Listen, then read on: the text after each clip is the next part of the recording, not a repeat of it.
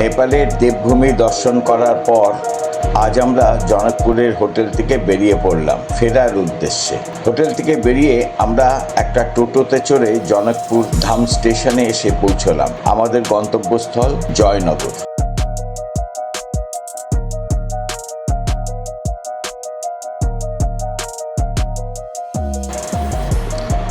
এটি ticket counter. এখান থেকে টিকিট কেটে আমরা স্টেশনের প্ল্যাটফর্মে হাজির হলাম। তখনও গাড়ি আসেনি।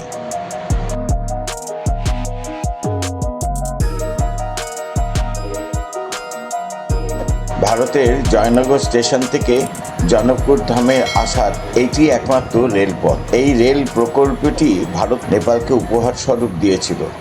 ভবিষ্যতে এই ট্রেন রুটটি জয়নগর থেকে কাঠমান্ডু পর্যন্ত যাওয়ার কথা আছে।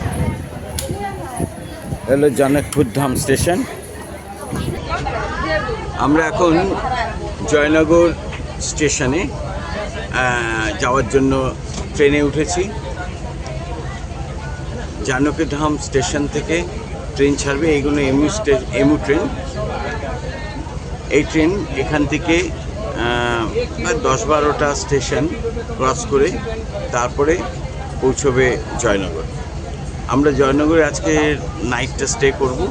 কালকে আমরা আমাদের গঙ্গাসাগর এক্সপ্রেস আছে 4:30-4:30 সময়, সেই ট্রেনে উঠে আমরা কলকাতায় পাড়ি দেব। আমরা এখন অপেক্ষা করছি, ট্রেন এখন ছাড়বে আর টাইম হয়ে এসছে। আমাদের ট্রেনের সিগন্যাল দিয়ে দিল। এখন ঘড়িতে বাজে 11:48। ট্রেন 11:49, ট্রেন ছাড়ছে।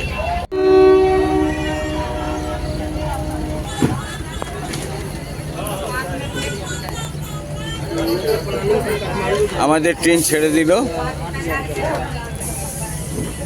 জানকী ধাম স্টেশন থেকে।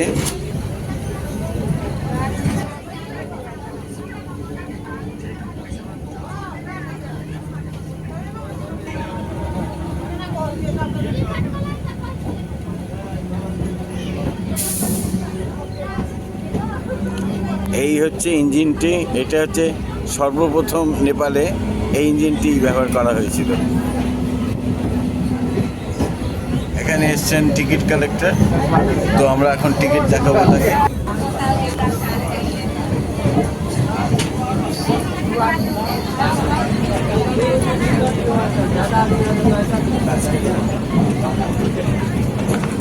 (1937) সালে কাঠ পরিবহনের জন্য ন্যারো গেজ রেলপথ হিসাবে যাত্রা শুরু করে জনকপুর জয়নগর রেল লাইন। 2022 সালে আধুনিক ব্রডগেজ রূপে এটি চালু হয়েছে, যা নেপাল ভারতের বন্ধুত্বের প্রতীক। বর্তমানে ভারতীয় রেলওয়ে ও নেপালের রেলওয়ে কোম্পানি যৌথভাবে ট্রেন পরিচালনা করছে।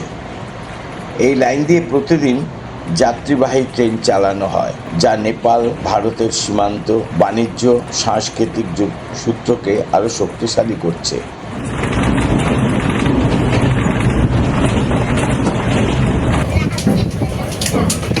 আমরা আমাদের ট্রেন জয়নগর ঢুকে পড়ল। এই দিকটা হচ্ছে নেপাল আর ওপাশে হচ্ছে ইন্ডিয়া ফ্ল্যাগ দেখা যাচ্ছে। ওটা হচ্ছে আমাদের ভারতবর্ষ, জয়নগর স্টেশন।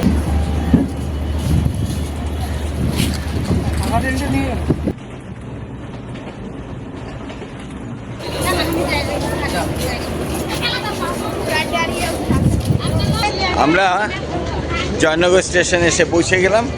এখন আমরা এগিয়ে যাচ্ছি নেপাল থেকে ইন্ডিয়া। ওই পাশে হচ্ছে ইন্ডিয়া, ওই পাশে আমরা যাব।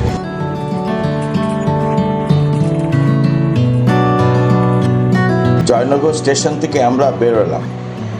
বেরিয়েই এসে পৌঁছলাম কাস্টমস অফিসে। কাস্টমস অফিসের কাজ সেরে আমরা বেরিয়ে এলাম, আর পাশের এই সিঁড়ি দিয়েই ওভারব্রিজে উঠে এলাম আমরা।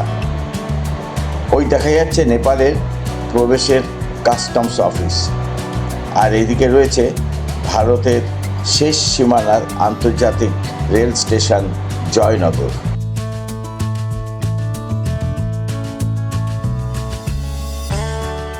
জয়নগর স্টেশন থেকে বেরিয়েই চোখ ছানা বড়া, মনে হলো যেন স্টেশনেতে বোমা পড়েছে। আসলে স্টেশনটি নতুন করে গড়ে তোলার কাজ চলছে, তাই স্টেশনের এই হাল। কারণ এটি হলো ভারতের একদম শেষ সীমানায় আন্তর্জাতিক রেল স্টেশন।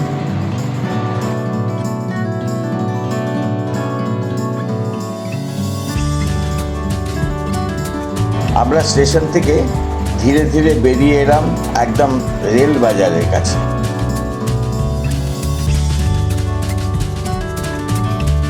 এটি হলো রেল স্টেশন রোড। এই রাস্তাটার ওদিকেই মেন রোডের সাথে গিয়ে মিশেছে।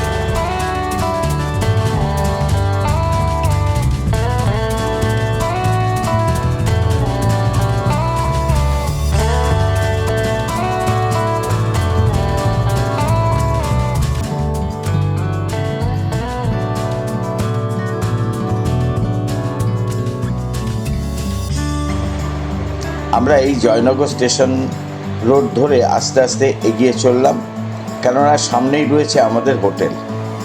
আজকের দিনটা এই হোটেলেই আমরা থাকবো, আর কাল ভোরবেলা এখান থেকে আমরা বেরিয়ে কলকাতার ট্রেন ধরবো।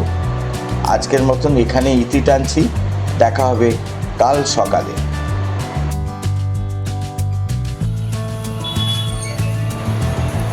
সুপ্রভাত বন্ধুরা, আমরা সকালবেলা সব কিছু ছেড়ে আমরা বেরিয়ে পড়েছি স্টেশনের উদ্দেশ্যে। এখন বেলা 11টা।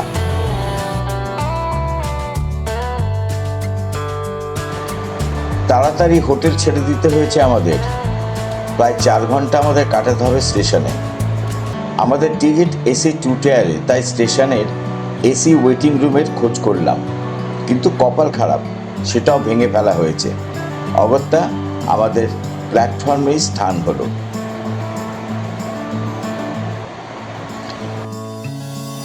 আজকে হলো 25 তারিখ। আজকে আমরা জয়নগর স্টেশন থেকে কলকাতার উদ্দেশ্যে পাড়ি দেবো। শিয়ালদা জয়নগর যে ট্রেনটি রয়েছে 13-18-6 গঙ্গাসাগর এক্সপ্রেস, সেটি 4:30টার সময় এখান থেকে ছাড়বে। এই হলো গঙ্গাসাগর এক্সপ্রেস। এই ট্রেনটি এখান থেকে ছেড়ে শিয়ালদায় যাবে।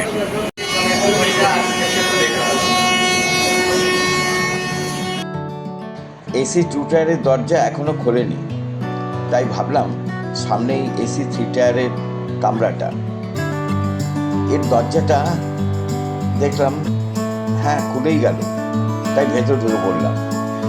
এসি 3 টায়ার দিয়ে আমাদের কামরায় যাওয়া যায় কিনা দেখি।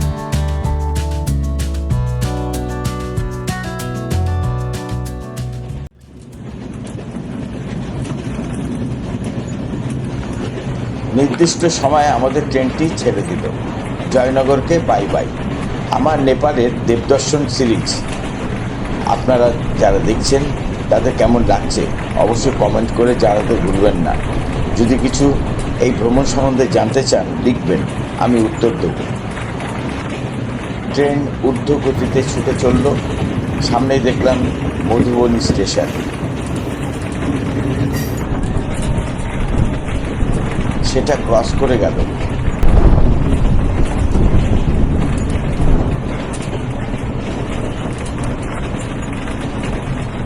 বাইরে দৃশ্য দেখতে দেখতে কখন যে সন্ধ্যে নেমে এলো বুঝতেই পারলাম না।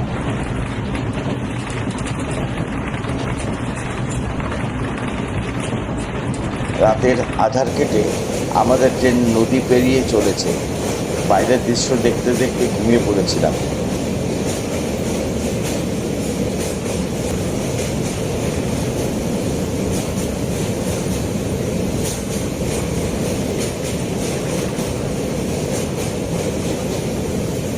ভোর হতেই চোখ খুলে দেখি ট্রেন প্রায় কলকাতার কাছাকাছি নৈহাটি স্টেশন ক্রস করলো। অর্থাৎ আর কিছুক্ষণের মধ্যেই আমরা শিয়ালদায় পৌঁছে যাচ্ছি। এই সেই শিয়ালদা প্ল্যাটফর্ম। মনটা আনন্দে ভরে উঠল, বাড়ি ফেরার আনন্দে।